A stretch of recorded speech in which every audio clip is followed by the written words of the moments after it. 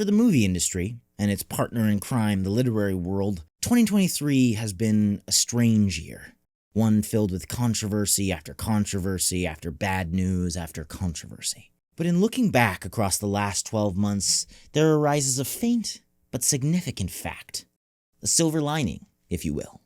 Amidst the growls and cries of disgruntled journalists and angry TikTokers, one undeniable fact seems to blaze on in royal glory. 2023 was a year for the fans. I'm talking about you. Us. The nerdy fans. See, adaptations in recent years, whether books, comics, or even video games, have been questionable at best. A mass of overwhelming corporate mediocrity made with no understanding of why the original material was so popular in the first place. And while attempting to watch these shows and movies was frustrating, what was absolutely infuriating was the media's response to the criticism of them. But as the quote from the anonymous yet undoubtedly lusciously bearded bedsheet-wearing man goes, actions speak louder than words. And 2023 was a year of action. For starters, there were bombs. Lots and lots of bombs. Financially, like in the box office. Oh, jeez, not that dark. Properties like Marvel and Star Wars that in previous years performed incredibly despite their fading quality began to tank. Indiana Jones 5, The Marvels, Blue Beetle, The Flash, Aquaman 2 all came and went with barely a whisper. Shows like Ahsoka and The Mandalorian Season 3, which should and could have been great, were judged on their merits and consequently ignored. Heck, even Henry Cavill himself got fed up with Hollywood and decided to quit. At least, kinda. But I'm getting ahead of myself. My point is not to celebrate failure. On its own, these financial blunders are part of the entertainment industry. Something to be expected in a constantly shifting market. It was the simultaneous successes that had an absolutely astonishing result.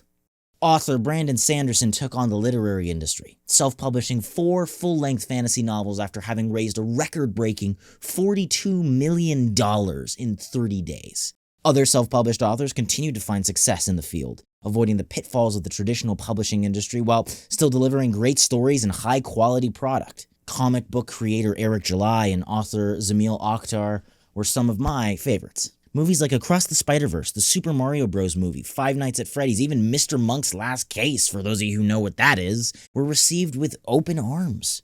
Sound of Freedom, which, regardless of your politics, must be acknowledged for its success, released with only crowdfunding from supporters, competed neck and neck with Disney's Indiana Jones 5. One Piece, a show almost certainly doomed to fail, succeeded under the leadership of showrunners Owens and Stephen Maida, massive fans of the anime. And lastly, just before the year was out, we got Godzilla Minus One, the 39th film made about the monster. Yet despite it being a foreign film shown with only subtitles and having a budget of only $15 million, it took Western box offices by storm, competing with the likes of Wonka and Aquaman 2. Underdogs.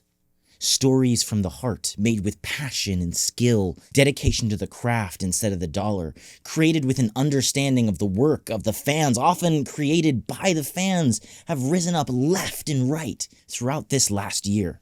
I could go on and on listing them, but I think you see my point. Fans have always been the heart of an artistic endeavor. Sure, a movie or a book can exist without them, can even be great without them.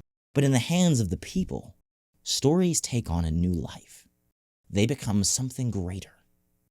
See, we're at a turning point in entertainment history, a time when our money actually talks, when anyone with a story to tell can tell it, and the people, not companies, can decide whether it succeeds.